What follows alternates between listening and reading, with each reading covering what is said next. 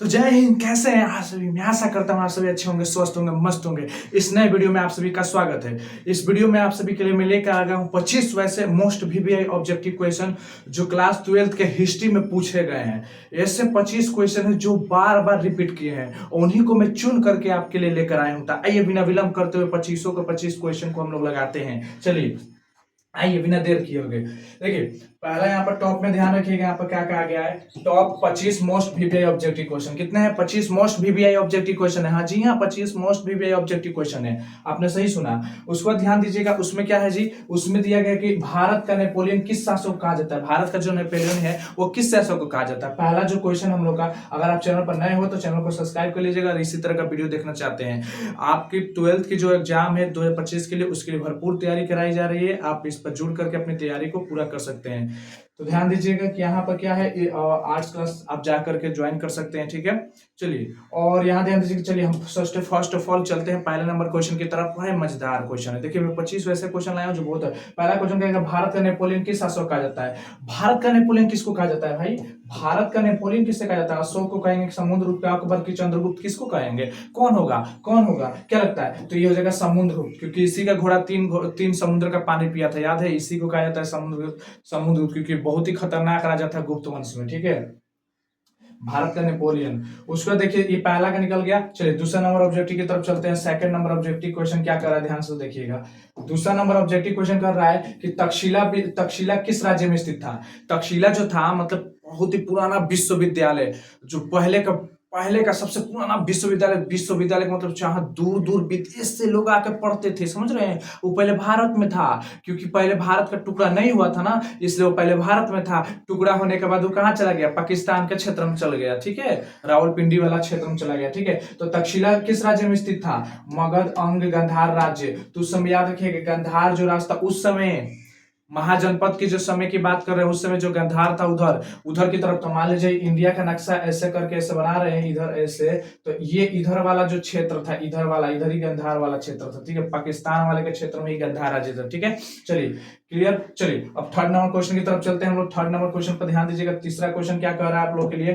तीसरा क्वेश्चन कर रहा है कि भारतीय इतिहास का कौन सा काल स्वर्ण काल कहलाता है। स्वर्ण काल मतलब सोने का काल, किस काल को कहा जाता है? बहुत फेवरेट, बार बार रिपीट किया है क्वेश्चन। ठीक है, स्वर्ण काल, क्योंकि इसी में से सब कुछ की तरक्की हुई थी। साइंस से लेकर, शिक्षा से लेकर, कला से लेकर, संस्कृति से लेकर, हर एक चीज अपना अपना सब कुछ में विस्तार बहुत बेहतरीन ढंग से हुआ था। वो था गुप्त काल। ठीक है, कौन सा काल होगा? गुप्त काल में हुआ था। किस काल में हुआ था? गुप्त काल में। ठीक है, चलिए अगले प्रश्न की तरफ चलते हैं। अगला अगला अगला अगला 4 नंबर देखिए। अगला 4 नंबर क्या कह रहा है?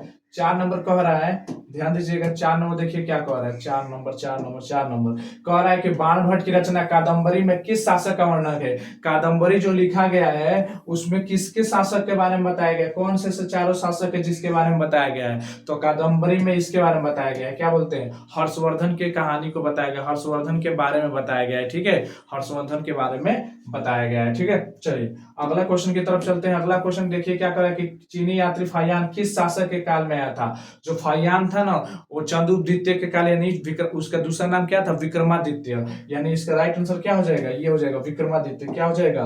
विक्रमादित्य। क्या हो जाएगा जी? विक्रमादित्य। ओके, चलिए हम चलते हैं अब अगले प्रश्न की तरफ। छठा नंबर प्रश्न देखिए क्या कर रहा है। बहुत ही प्यारा सा क्वेश्चन है, क्योंकि देखिए बार बार सब रिपीट क्वेश्चन है। ठीक है, कि अशोक के कुल कितने अभिलेख अभी तक प्राप्त हुए? मतलब कहा जाता है अशोक के कुल कितने अभिलेख, मतलब जो खुदवा खुदवा के पत्थर से अपने विस्तार करवाया था, धर्म का प्रचार, अपने कलिंग के युद्ध के बारे में जो चर्चा किया था, वो इन्हीं अभिलेखों पर चर्चा किया है। इसी से हमको जानकारियां मिलती है, कलिंग युद्ध चाहे उसके धर्म का, सब कुछ का। तो इसलिए ध्यान दीजिएगा, इसमें कितना होगा? 44 हो जाएगा। कितना हो जाएगा जी? 44। ठीक है, चलिए अगला क्वेश्चन 7 नंबर देखिए क्या कह रहा है कि भारत की सबसे प्राचीनतम लिपि थी। लिपि मतलब लिखने की तरीका, लिखाई की तरीका कौन सा था? वो अरामिक था कि ब्राह्मणी था कि प्राकृत था? पाली, याद रखिएगा, ब्राह्मी था। कैसा था? ब्राही लिपि था। ठीक है, ब्राही लिपि था। ठीक है, जो दाएं से बाएं की तरफ लिखा जाता था। जैसे दाएं, ये आपका दायां हाथ हो गया ना, तो दायां से ऐसे बायां की तरफ हम लिखते थे। दायां से ऐसे कहा जाते थे, दायां की ओर से हम बायां की ओर जाते थे। ठीक है, ये हम लोग का बायां हिस्सा है, तो हम दाएं से बायां लिखा जाता था। ठीक है, ये सबसे प्राचीन थी। ठीक है, चलिए अगला बोल रहा है, अगला क्वेश्चन बोल रहा है कि 8 नंबर क्या बोला कि कलिंग युद्ध का वर्णन किस अभिलेख में किया गया है। अरे कलिंग युद्ध का वर्णन किस अभिलेख में किया गया है। कलिंग किस राजा के ने करवाया था भाई, अशोक ने करवाया था। आपको पता है कलिंग का आज नया नाम मालूम है क्या, अभी के समय में उस नाम उड़ीसा, उड़ीसा के नाम से हम लोग जानते हैं, वही कलिंग जगह था। ठीक है, तो कलिंग में जब 269 में बैठा था और 262 में इसने क्या कर दिया, 8 सालों में तो इसने पूरा का पूरा तबाही के अलगे कहानी में रच दिया था। ठीक है, तो ये कलिंग का युद्ध जो था ना, इसी में 13वें अभिलेख शिलालेख में मिलता है, जो उसने पत्थर पर लिखवा के रखा है ना शिलालेख पर, उस 13वें नंबर का जो शिलालेख है उसमें कलिंग युद्ध की बड़ा जोर जोर से जम जम कर उसमें तारीफ किया है, बताया है कि मैंने 1 लाख लोगों को मरवाया था, मैं तलवार छोड़ रहा हूं, अगर मैं फिर से तलवार उठा लूंगा तो ये फिर से कोई नहीं बचेगा। उसने देखो तलवार छोड़ दिया, धर्म परिवर्तन कर दिया, सब कुछ बदल लिया अपने आप को, एकदम शांति के मार्ग पर चलने लगा, लेकिन बिना युद्ध किए बहुत साल तक शासन किया। कैसे, सिर्फ अपने इन शिलालेखों की मदद से, इनके अभिलेखों को पढ़ करके वो डर जाते थे, घबरा जाते थे, इतना पावर था उसके, इसलिए। ठीक है, चलिए अगला देखिए क्या कह रहा है।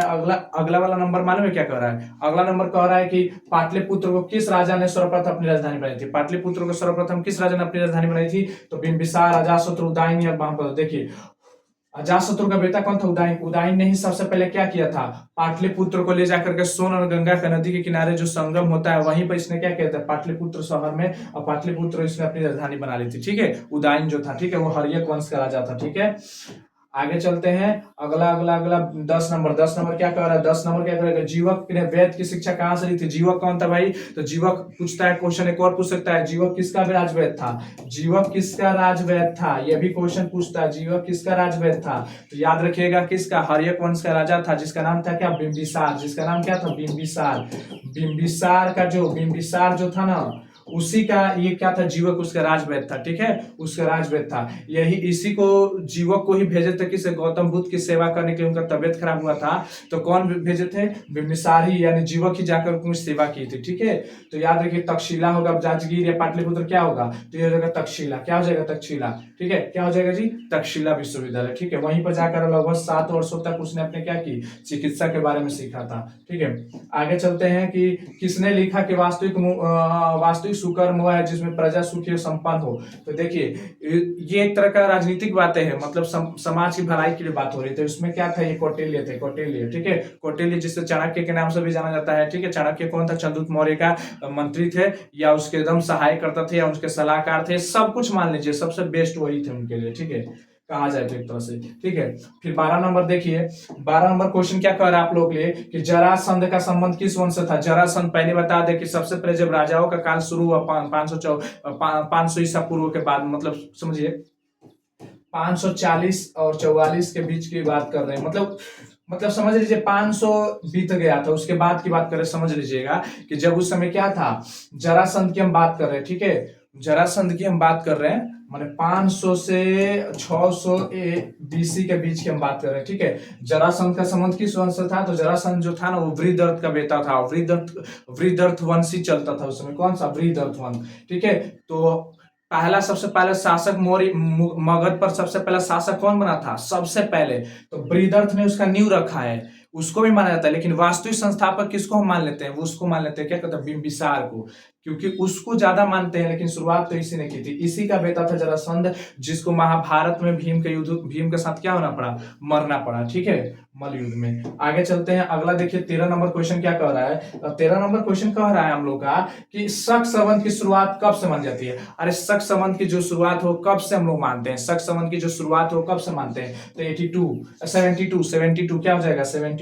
ठीक है, चलिए आगे क्वेश्चन 14 नंबर देखिए। 14 नंबर क्वेश्चन क्या कह रहा है कि विश्व में पाई जाने वाली पहली धातु कौन थी, तो तांबा होगा। क्या हो जाएगा, तांबा। तांबा का ही सबसे पहले उपयोग किया था, इसलिए तांबा हो जाएगा, याद रखिएगा। चलिए आगे चलते हैं, अगला क्वेश्चन क्या कर रहा है, 15 नंबर कह रहा है। 15 नंबर कह रहा है कि चंद्रगुप्त की मृत्यु कहाँ हुई थी। जो चंद्रगुप्त मौर्य थे, जो मौर्य वंश के संस्थापक थे चंद्रगुप्त मौर्य, उनकी मृत्यु कहाँ हुई थी, तो जब उनके, याद रखिएगा, उनके क्या हुआ था कि उनके दरबार में, उनके समाज में बहुत घंघोर अकाल आ गया था, बहुत ज्यादा अकाल आ गया था। तो बेचारे उसके सुलह के लिए वो चले गए थे दक्षिण के क्षेत्र में, और दक्षिण के क्षेत्र में उन्हें गुरु जी मिले थे। ठीक है, उन गुरु जी से सहायता मांगी तो उन्होंने कुछ कहा कि तुम्हारे पूर्वज में तुमने बहुत पाप किए हैं, उन पापों को तुमको खत्म करना पड़ेगा, कम करना पड़ेगा, सबको हटाना पड़ेगा, जिसका परिणाम अभी मिल रहा है। तो उन सबको हटाने के लिए, अपने प्राण को त्यागने के लिए कहाँ चल जाते हैं, ये चल जाते हैं श्रवण बेलगोला। कहाँ चल जाते हैं, श्रवण बेलगोला में जा करके संलेखना करते हैं। भूख प्यास जो नहीं होता है, जैन धर्म में अपनाया जाता है, ठीक है, संलेखना, ठीक है। उसके बाद से देखिए, उसके बाद अगला अगला अगला अगला अगला अगला देखिए, अगला क्या कहा गया है कि मेगास्थनीज किस यूनानी शासक के राजदूत के रूप में पाटलिपुत्र आया था। किस मेगास्थनीज जो था, एक उसने एक पुस्तक लिखा, ये भी पूछता है। मेगास्थनीज का सबसे फेवरेट पुस्तक का नाम क्या है, इंडिका, ये भी बहुत ज्यादा है, जिसमें जिसे भारतीय इतिहास का पिता भी कहा जाता है, ठीक है। और ये किसके किसके आया था, तो ये था सेल्यूकस निकेटर। सेल्यूकस निकेटर कौन था भाई, इसका थल सेनापति था, सिकंदर का थल सेनापति था, ठीक है।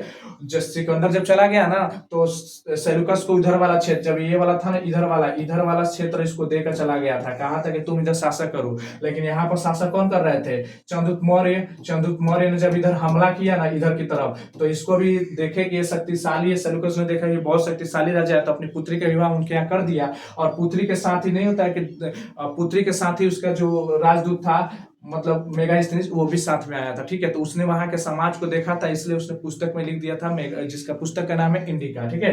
तो ये हो जाएगा सेल्यूकस, ठीक है। आइए अगला क्वेश्चन 17 नंबर हम ध्यान देंगे। 17 नंबर क्या कह रहा है कि पाटलिपुत्र नगर की स्थापना किस नदी के संगम पर की गई थी। अरे पाटलिपुत्र नगर जो है ना, उसकी किस स्थापना, तो सोन और गंगा नदी होगा। क्या होगा, सोन और गंगा नदी के संगम पर उदयन ने किया था, याद रखिएगा। चलिए अगला क्वेश्चन क्या होगा, देखिए पुस्तक भी पूछ दिया, देख लीजिए पुस्तक भी पूछ दिया कि इंडिका के लेखक कौन है। अरे इंडिका के लेखक कौन है, सबसे फेवरेट आपको क्या लगता है कि इंडिका का लेखक कौन है, तो कौटिल्य, मेगास्थनीज, बाणभट्ट, हरिश्चंद्र, ये होगा मेगास्थनीज। इसे भारतीय इतिहास का पिता भी कहा जाता है, याद रखिएगा, ठीक है। चलिए आगे चलते हैं। आगे 19 नंबर क्वेश्चन देखिए क्या कह रहा है। कह रहा है क्या हम लोग का क्वेश्चन कि गंगा और सोन नदियों के संगम पर पाटलिपुत्र नगर की स्थापना की गई थी। किसने किया था भाई, तो उदयभद्र होगा, उदयभद्र यानी उदयन, ठीक है। ये अजातशत्रु का बेटा था। ये कौन था, अजातशत्रु का बेटा था, ठीक है। आगे चलते हैं 20 नंबर। 20 नंबर ध्यान दीजिएगा। 20 नंबर क्या कह रहा है, कह रहा है कि ऋग्वेद की रचना कब हुई। ऋग्वेद की रचना कब मानी जाती है, ऋग्वेद की रचना कब मानी जाती है, तो 1500 से 1000 ईसा पूर्व, ठीक है। चलिए आगे चलते हैं। आगे आगे आगे क्या है, ऋग्वेद में कुल कितने सूक्त थे, ऋग्वेद में कुल कितने सूक्त थे, तो 1028 सूक्त थे। कितने सूक्त होते हैं, 1028 सूक्त होते हैं, ठीक है। चलिए आगे चलते हैं हम लोग। आगे चलते हैं, क्या चलते हैं, वेदांग की संख्या कितनी है, तो वेदांग संख्या 6 गो है। कितना है, 6 है, 6 गो है। कितना है जी, 6 गो है वेदांग संख्या, ओके। चलिए आगे चलते हैं हम लोग। आगे ध्यान दीजिएगा, अगला क्या है कि संलेखन संबंधित है। मैंने शुरू में बताया कि संलेखन का मतलब होता है कि अपने आप को भूख प्यास रख करके मार देना, और ये किस में चलता था, ये जैन धर्म में चलता था। किस धर्म में चलता था, और चंद्रगुप्त मौर्य भी जो मरे थे ना, चंद्रगुप्त मौर्य, वो भी संलेखना करके ही मरे थे, ठीक है। श्रवण बेलगोला में, जो कर्नाटक के क्षेत्र में पड़ता है, ठीक है। उसके बाद 24 नंबर देखिएगा। 24 नंबर क्या कह रहा है, 24 नंबर क्वेश्चन क्या है कि भारत का प्रथम मुगल सम्राट कौन था। भारत का प्रथम मुगल सम्राट किसको माना जाता है, बाबर, औरंगजेब, मोहम्मद शाह या बहादुर शाह। तो बाबर ही था जो सबसे पहले आया था 1526 में, जिसने पानीपत का युद्ध इब्राहिम लोधी के साथ किया, और उस युद्ध में क्या हो गया, जीत गया था। तो उसने ही मुगल साम्राज्य के वहां पर क्या रख दी थी, नींव रख दी थी, ठीक है। उसका देखिए एक लास्ट क्वेश्चन इसमें बच रहा है, 25 नंबर क्वेश्चन देख लेते हैं। लास्ट क्वेश्चन है हम लोग का कि अशोक का संबंध किस वंश से, अशोक जो था उसका संबंध हमें किस वंश से जोड़ा जाता है, शुंग, नंद, गुप्त, मौर्य। तो क्या जाएगा, मौर्य वंश का था, ठीक है। अशोक किस वंश से जुड़ा हुआ था, मौर्य वंश से था, ठीक है। Clear, okay. तो ये आपका हो गया 25 क्वेश्चन। अगर यहाँ तक आपने देखा, आपको वीडियो अच्छा लगा और इस तरह का वीडियो रोजाना देखना चाहते हैं, अपने तैयारी को करना चाहते हैं, तो चैनल को सब्सक्राइब कर लीजिएगा, ताकि रोजाना आपको वीडियो मिलता रहे। फिर से मिलते हैं एक नई वीडियो के साथ, तब तक के लिए जय हिंद, जय भारत।